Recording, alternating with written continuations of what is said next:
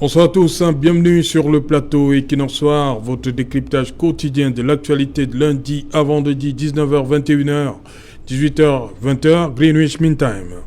Dans le cadre du développement de la filière avicole camerounaise et de la diversification des fournisseurs d'intrants, j'ai l'honneur d'accepter l'importation des produits et sous-produits aviaires du Brésil, dans le respect des exigences sanitaires et zoosanitaires du Cameroun et du Brésil, selon les normes de l'Organisation mondiale de la santé animale, OIE.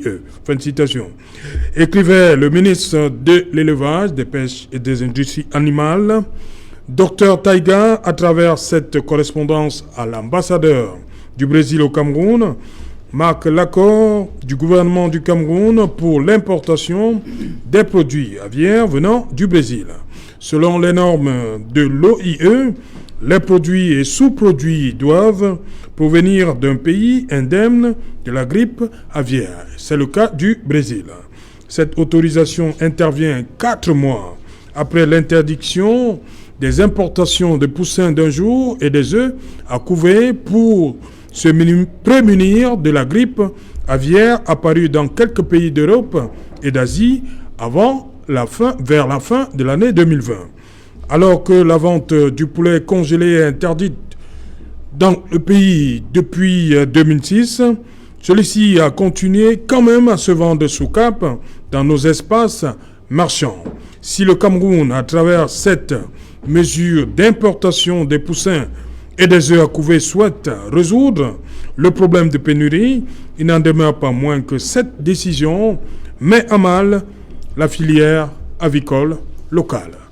Madame, Monsieur, tout à l'heure à 20h, c'est la grande édition d'information présentée par Cédric Noufélé. Tout de suite après, ce sera le débrief du journal.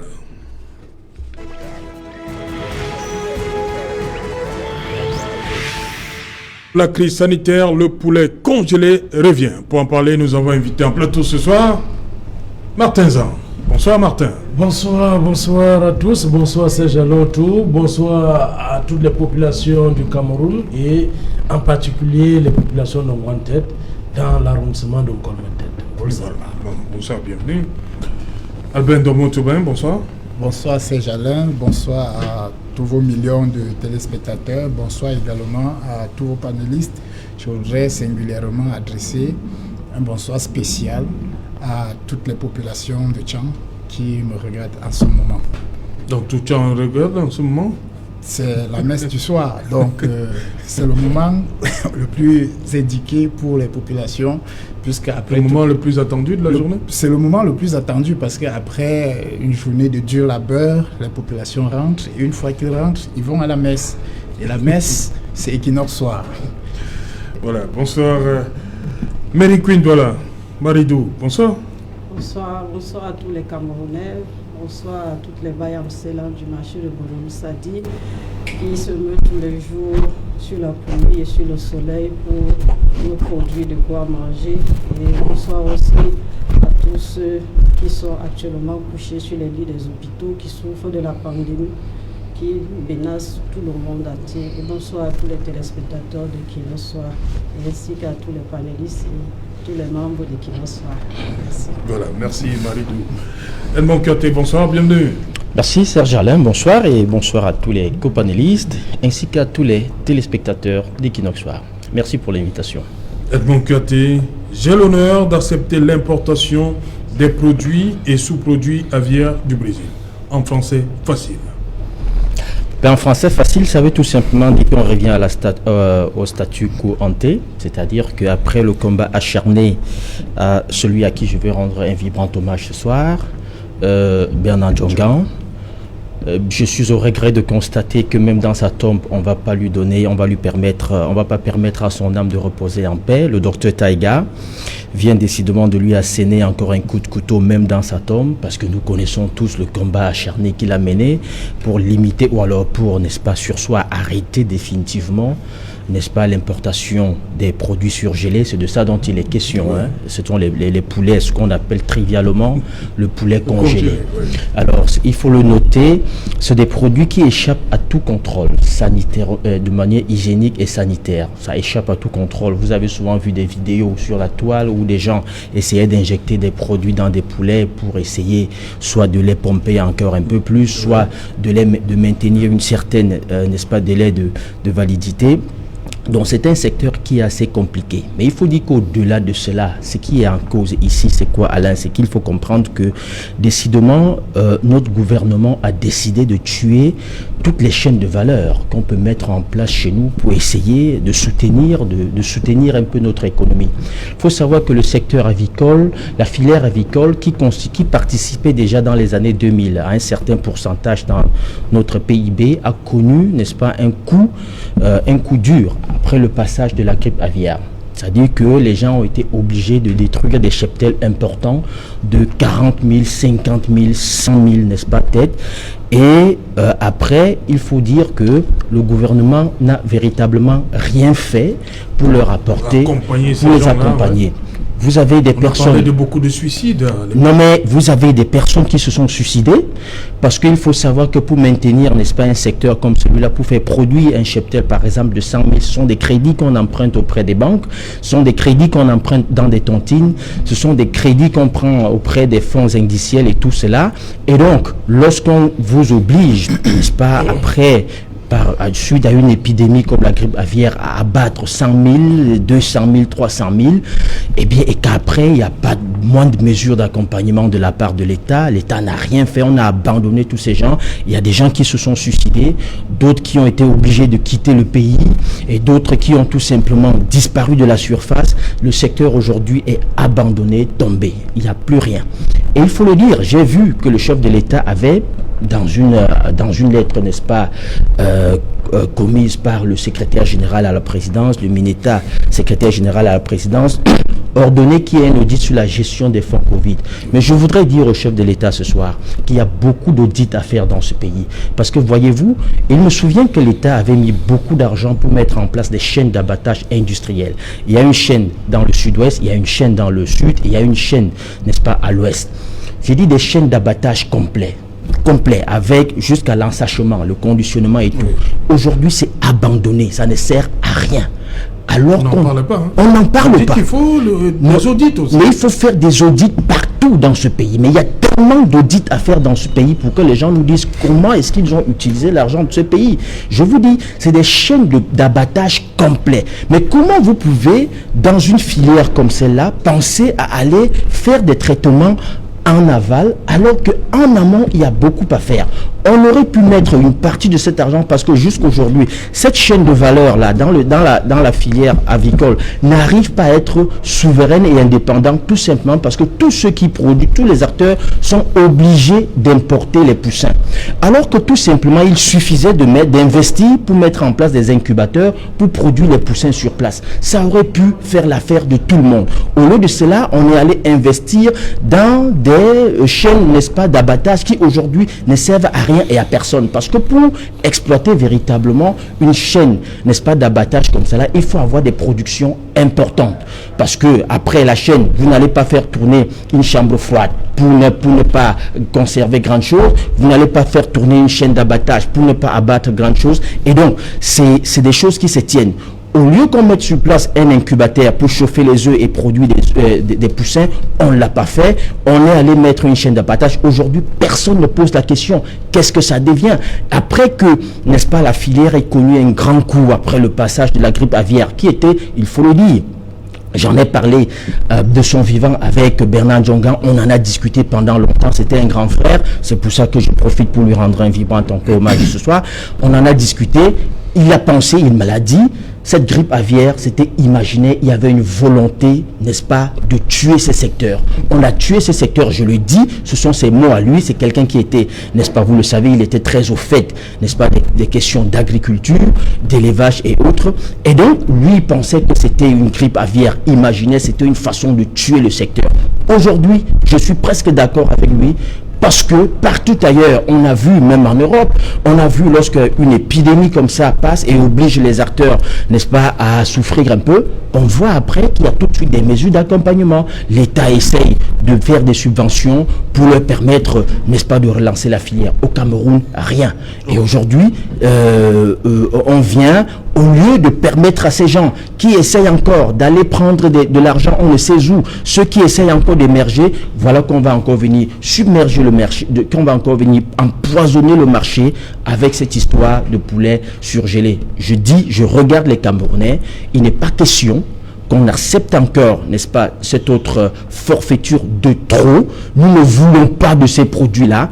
Il faut dire au ministre Taiga vraiment qu'il retire sa note très rapidement, parce que les Camerounais aujourd'hui, non mais écoutez, nous en avons plus que marre qu'on nous impose des choses qui ne nous arrangent pas. Je pense qu'à la fois, il est question de protéger cette filière-là qui participe activement à l'économie, n'est-ce pas, nationale et qui permet aux gens, n'est-ce pas, de se nourrir. Il est question également de faire manger aux Camerounais sainement. Nous ne voulons pas de ces produits-là qui viennent nous empoisonner. Nous avons déjà trop de problèmes. Nous n'en voulons plus.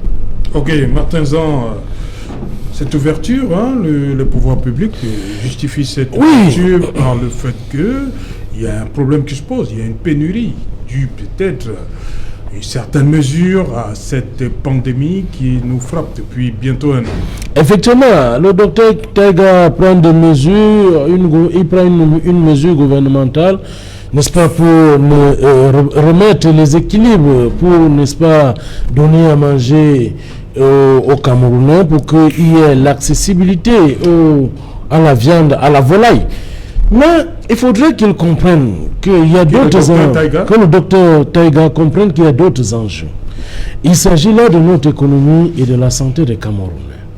Nous n'allons, n'est-ce pas, prendre ces produits qui viennent parfois des pays douteux, des pays dont on ne sait quel est le niveau, n'est-ce pas, d'hygiène, du sanitaire dans ces pays.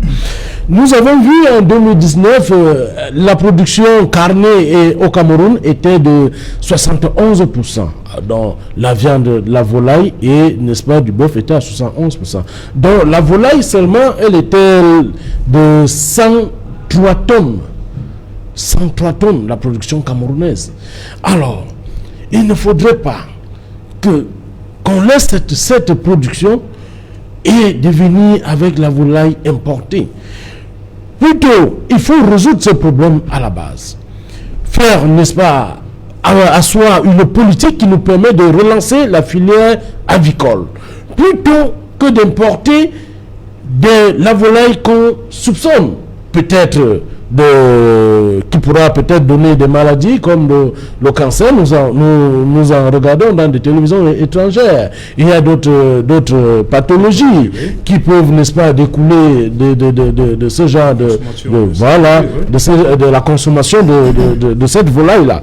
Donc moi, j'inviterai humblement le docteur Taiga à faire profil bas, à repenser.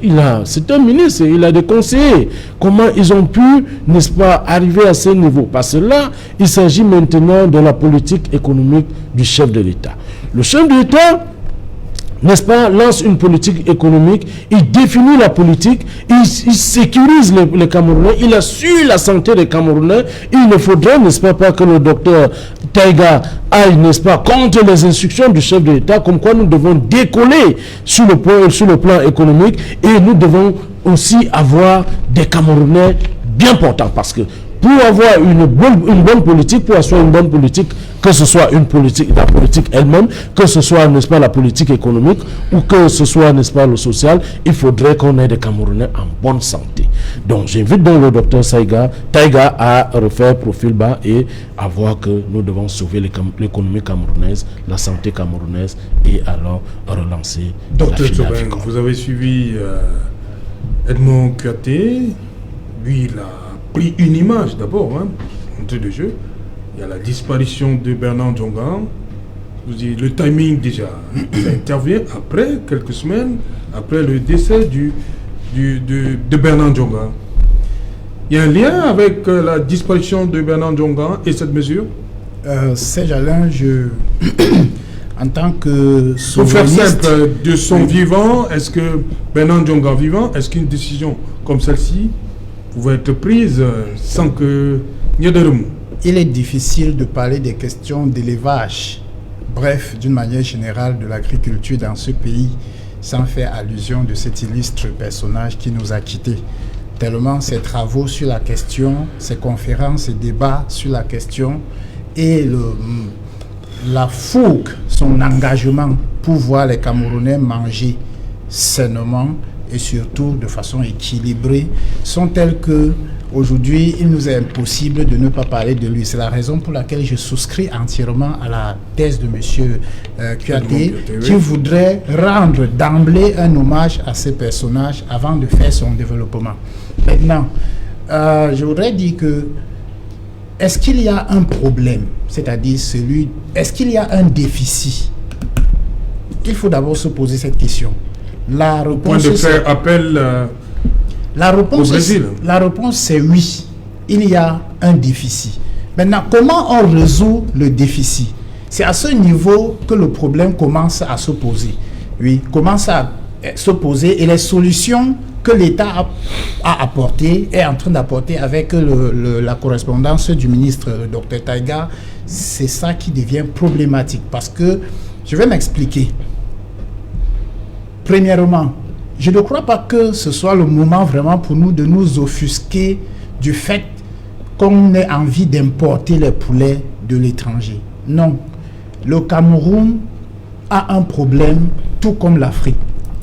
C'est-à-dire la négation des solutions internes à la solution, je veux dire des solutions internes à la résolution des problèmes qui se posent à lui.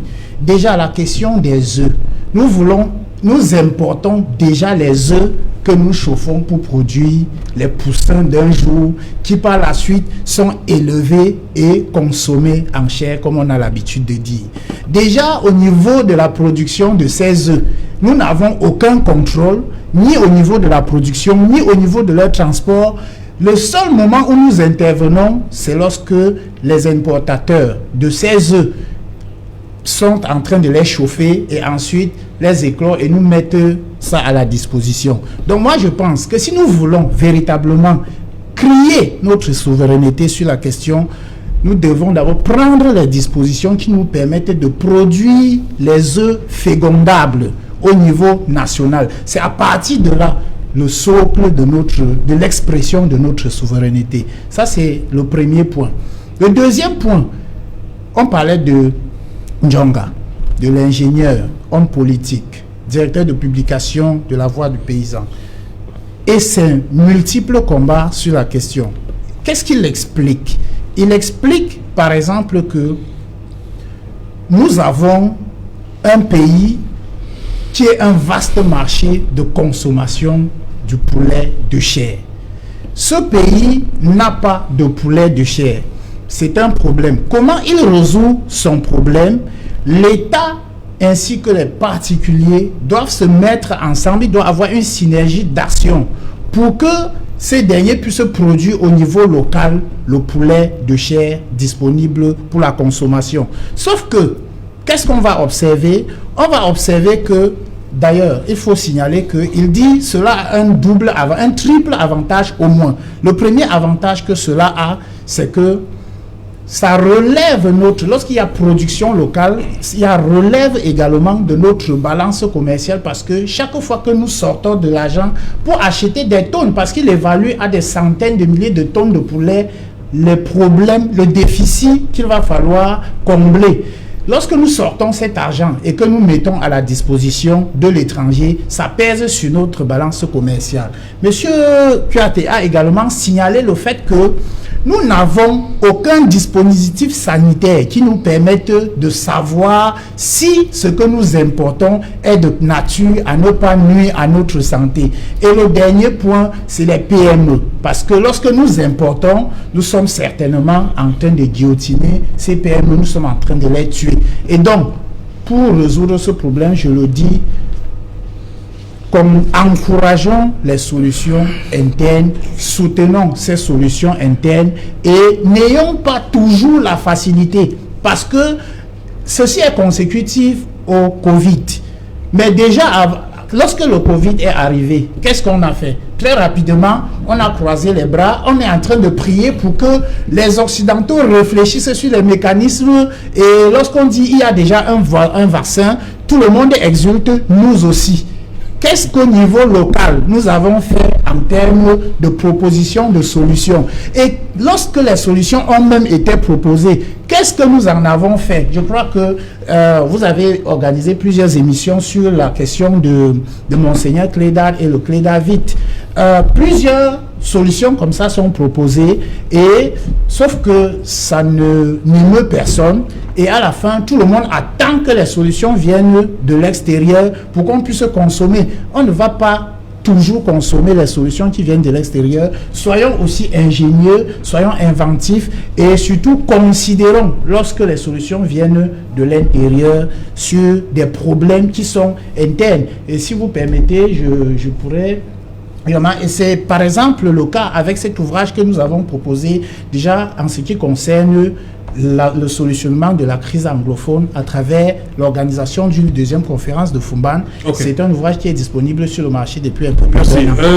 Voilà, Queen Mary Douala, vous, est-ce qu'il y a un véritable problème avec les produits surgelés? C'est un problème au niveau du marché? Ça passe ou ça passe pas? Les produits surgelés, encore appelés les poulets congelés. Oui. Moi, je pense que dans un pays, on a besoin de la concurrence. Le fait que le ministre ait signé un décret pour qu'on importe les poulets au Cameroun, je trouve ça, entre guillemets, pas mauvais, parce que... Il parle de diversification des fournisseurs d'intrants. Oui, il faut vraiment cette diversité au niveau, dans le secteur commercial, sur le marché avicole au Cameroun. Mais elles m'ont parlé de la qualité. Est-ce que... J'y arrive, laissez-moi aller au bout de mon propos. Oui, nous sommes les mamans, nous allons de temps en temps au marché, oui, et nous voyons comment les poulets sont entretenus. Alors si on parle de la question sanitaire, je ne pense pas que, c'est-à-dire l'hygiène est appropriée au Cameroun pour contredire les poulets qui viennent de l'extérieur. Parce qu'ici au Cameroun, si nous allons vraiment dans nos marchés, la manière avec laquelle les poulets sont tués ne nous donne même pas envie de les manger. Mais nous les mangeons parce que nous sommes des Africains. Il n'y a aucun entretien dans les marchés qui peuvent vraiment nous pousser à acheter ces poulets comme ils sont. Donc quand on est Africain, on mange n'importe quoi? On mange n'importe quoi. Comment ça? Mais si, on mange n'importe quoi, Pourquoi? Parce que les endroits auxquels ces poulets sont tués, vraiment, les odeurs qui sortent de là ne vous donnent même pas envie de les acheter. Nous les achetons parce que nous sommes des Africains et que bon, on se dit qu'à rentrer à la maison, on va laver ça autrement parce que nous sommes des mamans, nous savons comment cuisiner. Alors, moi, je pense que dans un secteur qui est comme le secteur avicole, on a besoin de l'apport de toutes les parties prenantes. Les parties prenantes, c'est quoi? C'est pas seulement le ministre de l'élevage qui doit intervenir. Je pense que tout l'arsenal gouvernemental qui a trait à la vie et à la sécurité des Camerounais doivent intervenir afin que ce secteur soit encore plus florissant que sur le plan national qu'international. Parce qu'on a besoin de ces imports-exports pour que ceux qui importent les produits, ils payent la taxe. Ceux qui exportent aussi payent la taxe. Tout ça là concourt, c'est-à-dire à faire tourner l'économie d'un pays. Donc nous ne devons pas être réfractaires des produits qui viennent de l'extérieur. Nous devons plutôt essayer de voir au niveau de la douane comment contrôler ces produits. Et comment contrôler ces produits? Il faut déjà qu'il y ait des formations professionnelles au sein de l'étatique qui permettent aux enfants ou bien aux messieurs qui sont là pour contrôler les choses qui viennent de l'extérieur. Nous avons besoin de ces formations. On appelle ça les formations en qualité hygiénique, en qualité. Donc on a besoin de tous ces gens pour pouvoir maintenant vérifier ce qui rentre au Cameroun. Et je pense que nous avons par exemple le lycée technique de Yabassi qui forme des enfants qui sont prêts à travailler. On peut leur permettre d'aller s'exercer au niveau de la douane. Voilà par exemple une porte qu'on ouvre pour le travail pour les Camerounais, puisque nous n'avons pas la possibilité de faire un contrôle automatique. Nous pouvons faire des contrôles manuels.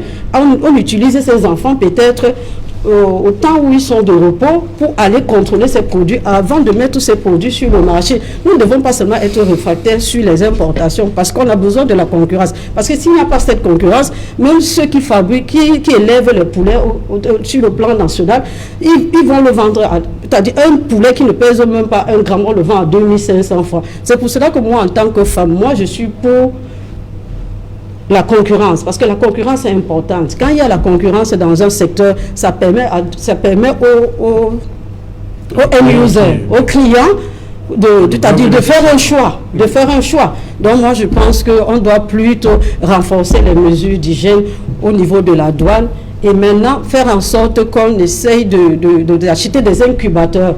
Et on met ça à la disposition des éleveurs. Et que l'État aussi accompagne ceux qui font l'élevage. Parce que l'élevage qu'on fait au Cameroun aujourd'hui, c'est l'élevage de premier degré. Nous ne faisons pas l'élevage industriel. On doit plutôt essayer de donner des moyens financiers à ceux qui exercent ce métier et de les encadrer.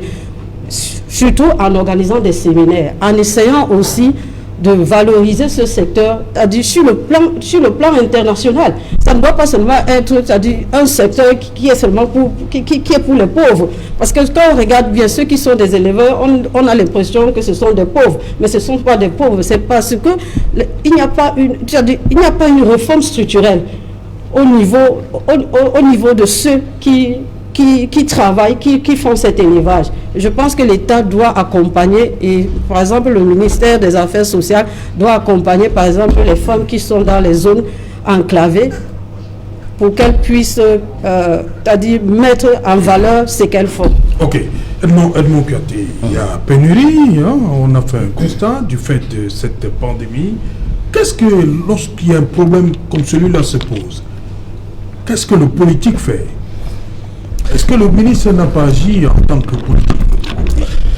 Je voudrais dire une chose, j'ai entendu Maridou dire des choses. Si je ne la connaissais pas, j'aurais tenu des propos un peu caverneux.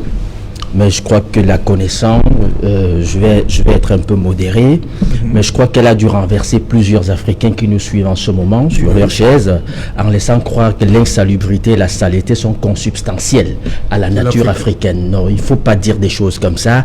Et je crois qu'elle a un peu excellé dans le mélange de genres en disant des choses qui ne sont pas très cohérentes et très correctes. Mais bon, je connais bien Maridou, je crois que peut-être que... Qu'est-ce que je n'ai pas dit de cohérent? Il y a eu peut-être des mélanges, des mots ont dépassé un peu son esprit, je préfère me limiter à cela, mais juste pour dire que premièrement, lorsqu'on parle de la concurrence en matière de compétitivité, de concurrence, ce sont des notions qui sont assez maîtrisées, il faut savoir de quoi on parle.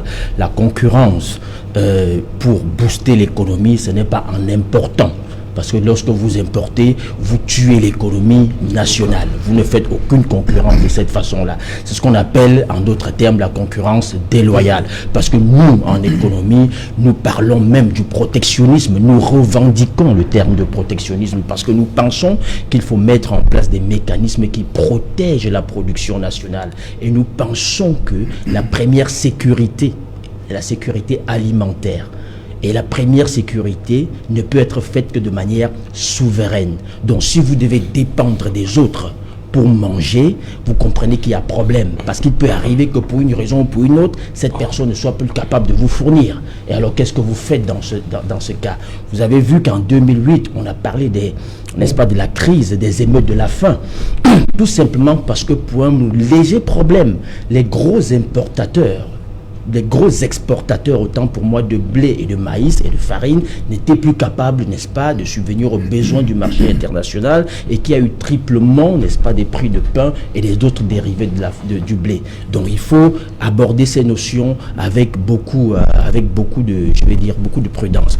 Mais je vais dire, Monsieur Edmond Kouyaté. Permettez, Maridou. Monsieur Edmond Kouyaté, je suis une mère et je suis une femme qui va au marché Permettez, tous les Maridou, jours. ce que je vais dire, lorsque vous évoquez par exemple le problème, n'est-ce pas, d'insalubrité dans les marchés, je crois que tout simplement, on devrait mettre à l'index, je vais dire le laxisme de nos mairies par rapport aux problèmes d'hygiène et de salubrité. Je dois vous dire que quand j'étais tout petit, il y avait un service d'hygiène qui faisait le tour des marchés et même des restaurants pour se rassurer. Si vous nettoyez bien les plats, ça n'existe plus aujourd'hui. Et même quand ça existe, c'est des gens qui passent. Donc vous convenez avec moi qu'il y a de l'insalubrité dans le marché. Permettez, Maridou, permettez. C'est pas un ping-pong. Vous voyez, on est en train de débattre, c'est pas un ping-pong. Ce que je veux dire, c'est que le problème d'insalubrité peut être résolu. C'est un problème, c'est une situation qui peut être résolue pour peu que les municipalités, les exécutifs, il y a juste un peu de volonté. Si on décide aujourd'hui de mettre, n'est-ce pas, en déploiement un service, les services d'hygiène, n'est-ce pas, qu'on paye, parce qu'il faut savoir qu'il y a une taxe qu'on paye à tout cela. Il y a une taxe d'hygiène et de salubrité que nous payons. Et donc, si on décide aujourd'hui de mettre cette taxe en valeur, en mobilisant, en déployant dans nos marchés des équipes d'hygiène et de salubrité pour contrôler les lieux d'abattage, ce problème va disparaître. Incorruptibles. Des équipes incorruptibles, parce qu'aujourd'hui, c'est des personnes... Des équipes. Il y en a, justement, il y en a, lorsqu'ils passent, pour un billet de 5 000 francs ou 10 000 francs, ça y est, basta, ils voient cela et ils prennent 5 000 francs et ils disent que c'est bon. Et si je vous mets à défi, allez vers ces gens, ils vont vous montrer une fiche en bonne et due forme, n'est-ce pas, de visite des équipes d'hygiène et de salubrité. C'est un problème de corruption que nous décrions tous et donc c'est un problème qui peut être résolu. On ne peut donc pas s'appuyer sur ça pour justifier, n'est-ce pas, qu'on importe plutôt, n'est-ce pas, des choses malsaines de l'extérieur pour venir nous inonder ici et détruire notre santé. Non, Maridou, je ne laisserai pas passer cela. Pour dire, Serge Alain, pour répondre à votre question, oui, enfin.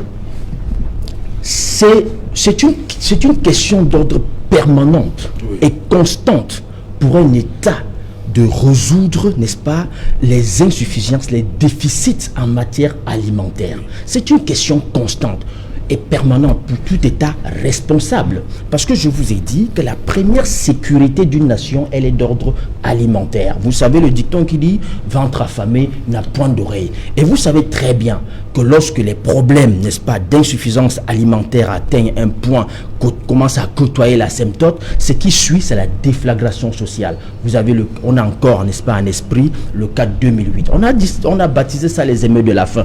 Nous en sommes plus loin. Parce qu'aujourd'hui, vous savez très bien que de tous les jours, on décrit, n'est-ce pas, les problèmes le problème de cherté de la vie. Il y a que les denrées alimentaires deviennent de plus en plus chères. Ce n'est pas seulement le poulet. Et donc, il faut permettre qu'on importe même du plantain, parce que les femmes vont vous dire aujourd'hui qu'un doigt de plantain commence à coûter 200 francs au marché. Les femmes vont vous dire cela. Vous êtes une mère, justement, vous devez témoigner qu'il n'y a pas que le poulet qui manque sur le marché. Même le plantain devient rare sur le marché. Même le macabo devient rare sur le marché. Est-ce qu'on doit importer le plantain? On doit importer le poulet? Et donc, je disais, Serge Alain, que c'est une préoccupation permanente et constante pour chaque État qui se respecte de s'assurer, n'est-ce pas, qu'il y ait une sécurité alimentaire. Et la meilleure façon de le faire, que non, ce n'est pas d'ouvrir davantage le boulevard de l'importation, c'est de résoudre le problème de manière souveraine, de manière nationale. Je vous ai dit tout à l'heure que l'État a mis beaucoup d'argent pour mettre en place des chaînes d'abattage. Vous ne pouvez pas mettre des chaînes d'abattage sans vous poser la question préalable. D'où vont venir les bêtes qui vont être abattues? Sinon, c'est une incongruité économique. C'est une incongruité économique. Et donc, ce que Dr Taïga devait faire, s'il avait été un ministre conséquent, il devait inviter les acteurs, n'est-ce pas, de la filière et leur demander qu'est-ce qu'on peut faire pour vous accompagner. Au jour d'aujourd'hui, quel est votre problème majeur et crucial?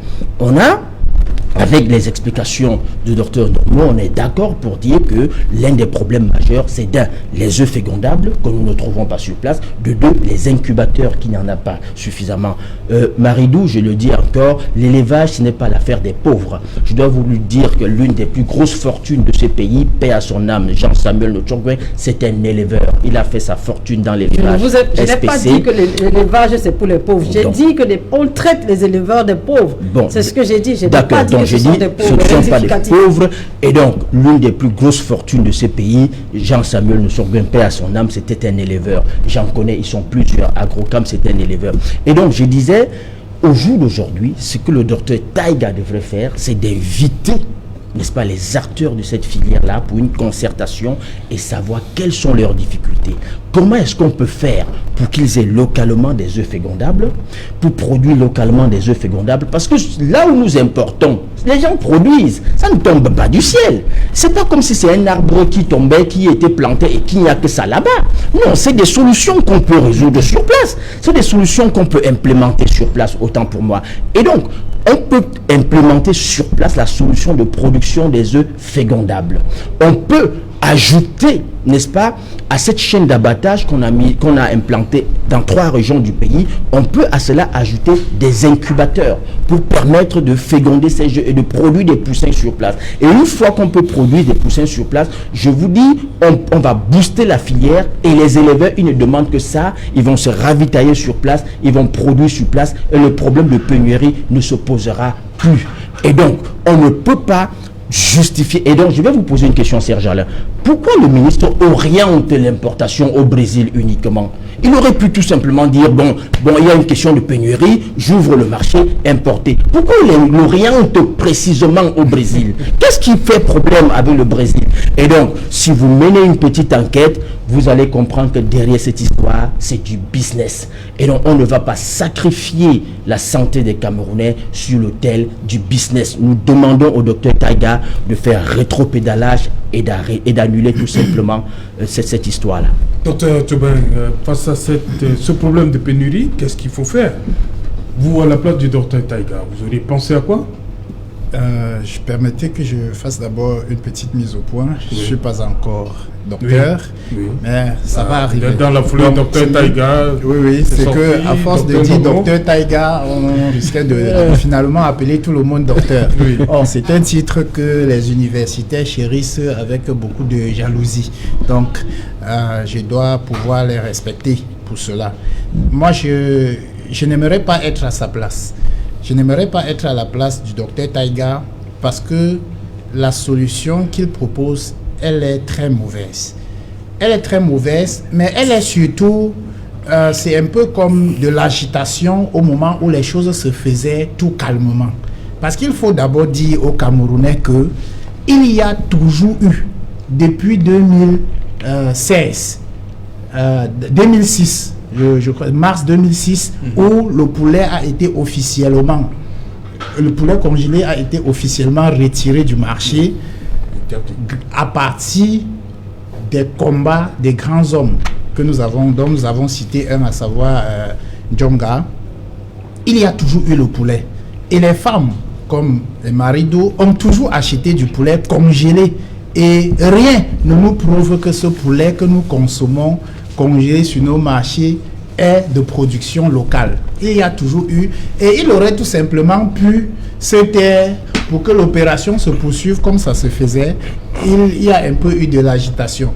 Donc, il y a toujours eu de poulet congelé sur le marché. Je voudrais que ce soit retenu comme ceci et que si nous voulons véritablement résoudre le problème, la première des choses, première politique, mise sur pied du dispositif de production des œufs fécondables.